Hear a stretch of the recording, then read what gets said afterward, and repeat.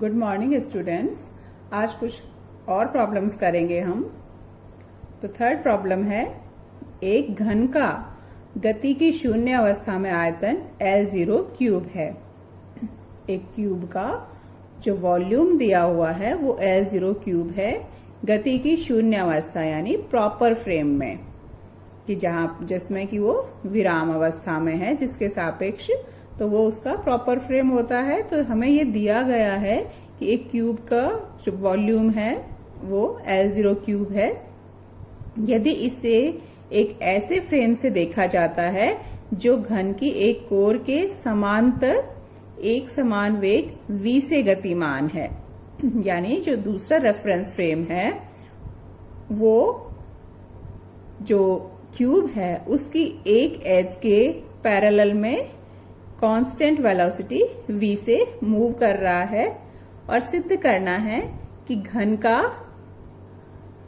आभासी आयतन L0 cube √1 minus v square upon c square होगा। जो प्रोजेक्टेड वॉल्यूम होगा दूसरे रेफरेंस फ्रेम में जो मूव कर रहा है उसमें वो आयतन L0 cube √1 minus v square upon c square होगा। ये हमको प्रूव करना है। तो यहाँ पर पहले तो वही कि दिया गया है प्रॉपर फ्रेम या उचित निर्देश तंत्र, जिसमें कि वो शून्य की गति अवस्था जो लिखा हुआ है उसका मतलब यही है। उचित निर्देश तंत्र में आयतन v कह रहे हैं हम इसको, वो L0 क्यूब ये दिया गया है। और क्यूब है तो उसके जो तीनों एज के लंबाई होंगी वो बराबर होंगी। तो यानी x दिशा में लंबाई जो उसकी भुजा होगी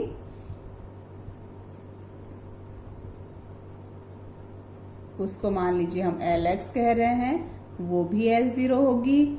y दिशा में भुजा की लंबाई Ly वो भी L0 होगी, और z दिशा में भुजा की लंबाई Lz वो भी L0 होगी। ये तो हो गया उचित निर्देश तंत्र में। अब जो दूसरा निर्देश तंत्र है वो घन की एक कोर के समांतर, कोर मतलब भुजा के समांतर एक समान वेग v से गतिमान है। तो अन्य निर्देश तंत्र, जो दूसरा निर्देश तंत्र हम कह रहे हैं, वो मान लेते हैं किसी एक भुजा, किसी के भी समांतर हम मान सकते हैं कि उसके समांतर गति कर रहा है। हम हमेशा x दिशा में मानते हैं, इसलिए यहां भी मान लेते हैं कि दूसरा निर्देश तंत्र x दिशा में नियत वेग v से गतिमान है। अब सिर्फ यहाँ पर एक ही कॉन्सेप्ट लगेगा कि जो लंबाई में संकुचन होता है वो √1 minus v square upon c square के गुणांक से होता है, लेकिन ये संकुचन केवल गति की दिशा में होता है। गति के लंबवत जो भुजाएं होंगी उनकी लंबाई में कोई फर्क नहीं पड़ेगा। तो यहाँ हमने x दिशा में माना है वेग, तो x दिशा की लंबाई है वो L0 ना होकर क्या हो जाएगी, L0 √1 minus v square upon c square, और y और z दिशा में लंबाई अभी भी L0 और L0 ही रहेंगी। हम इसको S डैश कह देते हैं जैसा हमेशा कह रहे हैं। तो क्योंकि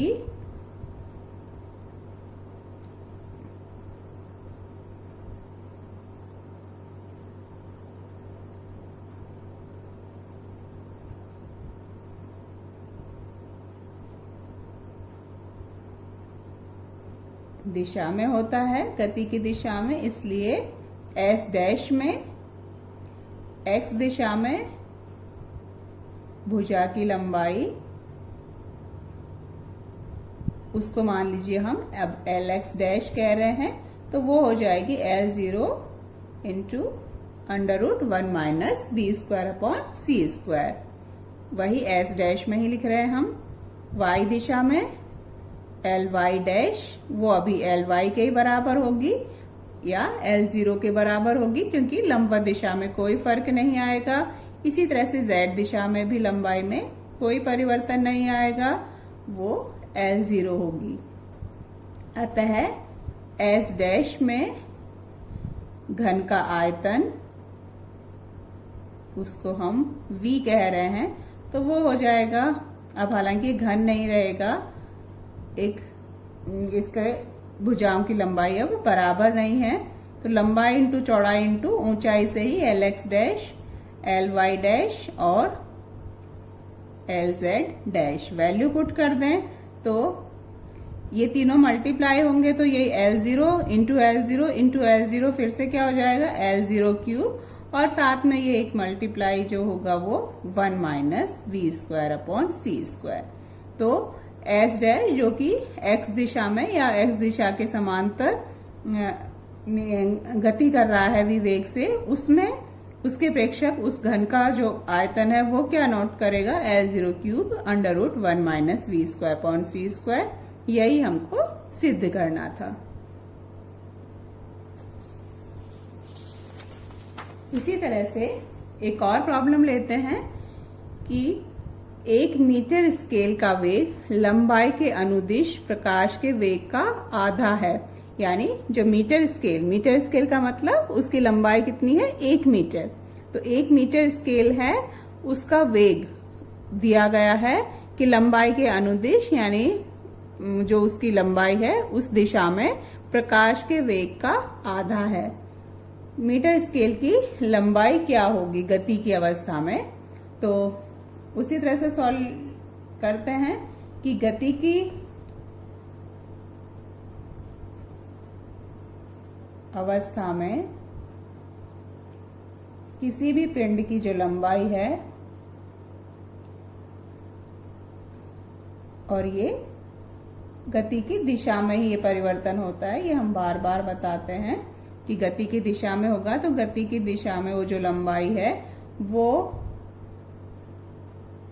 L0 ना होकर L जो है वो L0 into under root 1 minus v square upon c square है, जहां L0 स्थिर अवस्था में लंबाई है। स्थिर अवस्था में लंबाई या उसी उचित निर्देश तंत्र में जिसमें कि वो स्थिर अवस्था में दिखाई देगी। तो यहां दिया हुआ है कि मीटर स्केल है, तो यहां प्रश्न के अनुसार L0 क्या हो गया 1 मीटर। 1 मीटर है। ये भी दिया गया है कि जो वेग है वो प्रकाश के वेग का आधा है, तो यानी v है वो प्रकाश के वेग का आधा यानी c/2। तो v अपॉन c से हम निकाल लेते हैं, v अपॉन c हो जाएगा 1/2 या v square upon c square 1/4 और 1/4 आएगा 0.25 या 1/4 भी लिख सकते हैं, किसी भी तरीके से लिख लीजिए। अब ये वैल्यूज हम इसमें पुट कर देते हैं। अतः गति की अवस्था में मीटर स्केल की लंबाई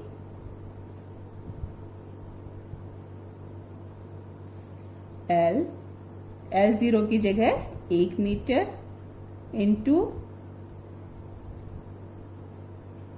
1 माइनस 1/4 लिख लो या 0.25, तो L इज इक्वल टू 3/4 का अंडर रूट या अंडर रूट 3/2। तो L कितना हो जाएगा, अंडर रूट 3 कितना होता है 1.7312, इस तरह की वैल्यू होती है 1.713/2 या L 0.8731 होता है 7313 और 0.865 या इस तरह का लगभग 0.866 मीटर। तो जो मीटर स्केल था वो संकुचित होकर या उसकी लंबाई कम हो जाएगी, वो 1 मीटर से छोटा दिखाई देगा, क्योंकि जो वेग है वो नेग्लिजिबल नहीं है, वो c की तुलना में नगण्य नहीं है। तो उस स्थिति में उसका जो मीटर स्केल की लंबाई गति की अवस्था में, जबकि वेग है वो प्रकाश के वेग का आधा है, तो जो लंबाई है वो 1 मीटर ना होकर 0.866 दिखाई देगी मीटर।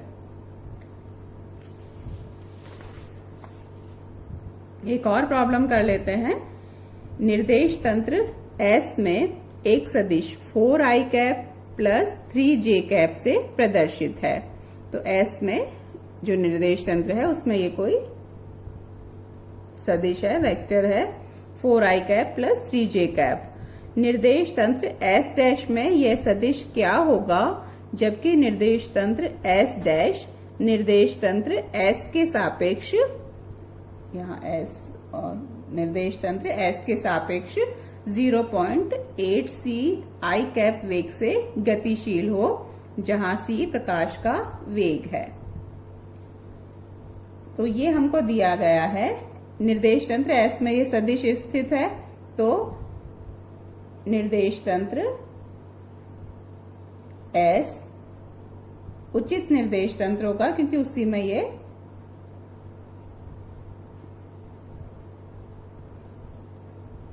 तो S में दिया गया सदिश, तो हम हमेशा वो प्रॉपर ऐसे ही लिखते हैं, तो इसको भी L0 वेक्टर से दिखा देते हैं 4i cap plus 3j cap. और कंपोनेंट्स देखें तो i कैप यानी x दिशा में, तो x दिशा में लंबाई यानी 4 और L0 y है वो 3। अब ये दिया गया है कि S डैश में पूछा है कि क्या होगा, और S डैश है वो निर्देश तंत्र S के सापेक्ष 0.8 c i cap. i cap का मतलब फिर से x दिशा, यानी जो S डैश निर्देश तंत्र है वो किस दिशा में गति कर रहा है, x दिशा में। तो S डैश निर्देश तंत्र S के सापेक्ष x दिशा में 0.8 c वेग से गतिशील है। अब यहाँ हमें आई कैप लिखने की जरूरत नहीं थी, क्योंकि हमने पहले ही लिख दिया कि x दिशा में गतिशील है। तो जैसे अभी बात की थी कि लंबाई में संकुचन होगा, और ये संकुचन केवल गति की दिशा में होता है, यानी केवल x दिशा में ये संकुचन होगा। तो x दिशा में जो लंबाई है उसमें 4 की तुलना में √1 minus v square upon c square के गुणांक से ये संकुचन होगा। y दिशा में जो लंबाई है वो एज सच रहेगी।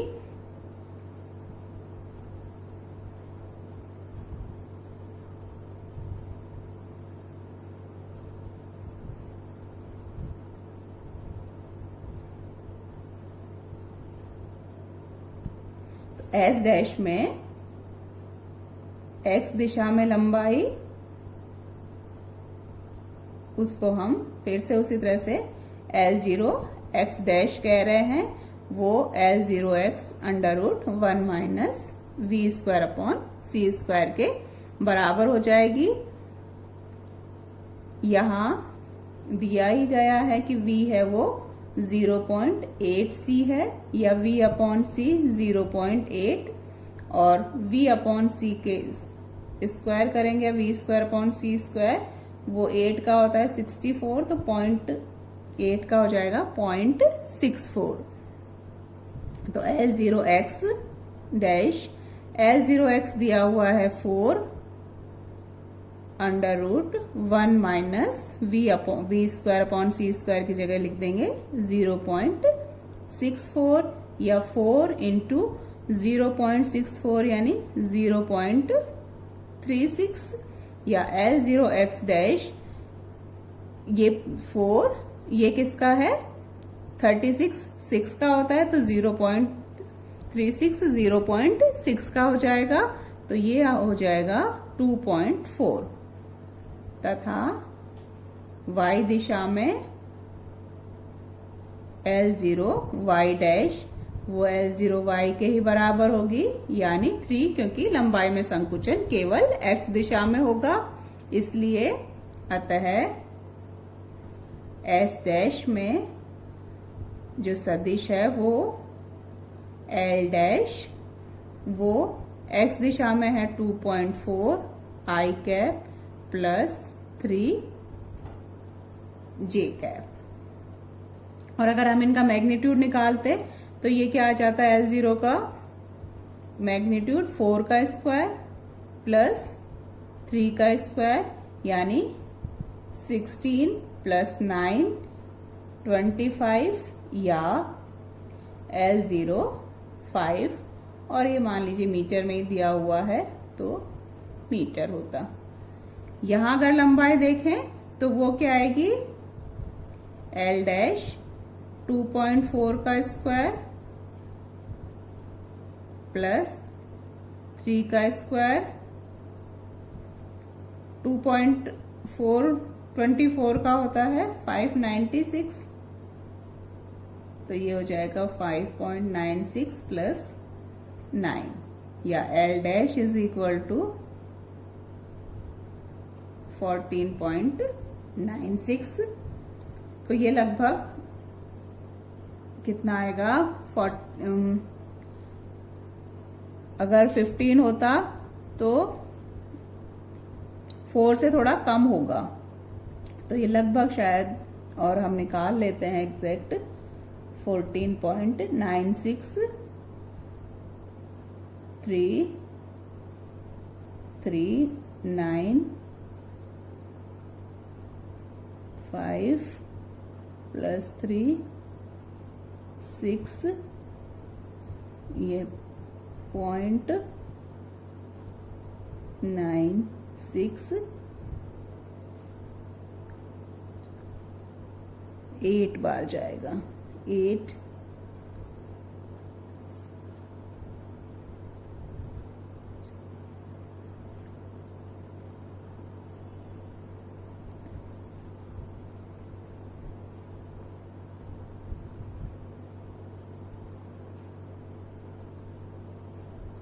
फिर 3.88, इस तरह से ये वैल्यू लगभग, या 9 लिख सकते हैं, इतने मीटर हो जाएगी। तो ये परिमाण यहाँ निकालने की हालांकि जरूरत नहीं है, हमें ये पूछा गया है कि ये जो सदिश है उसका मान क्या होगा, तो 4i cap plus 3j cap निर्देश तंत्र S में स्थित है तब ये होगा, और दूसरा जो गतिशील निर्देश तंत्र है उसमें जो मान है वो 2.4 i cap plus 3j cap होगा। वही ध्यान रखने वाली बात यही है कि जो गति है वो x दिशा में हो रही है, तो संकुचन भी केवल x दिशा में होगा। अगर यहाँ y दिशा वाला दिया हुआ होता तो फिर y दिशा के साथ ये √1 minus b square upon c square का फैक्टर आता। तो जिस दिशा में गति हो रही है, जो लंबाई में संकुचन है वो केवल उस दिशा में होगा, उसके लंबवत दिशा में लंबाई में कोई परिवर्तन नहीं आता। तो आज का लेक्चर हम यहीं पर खत्म करते हैं।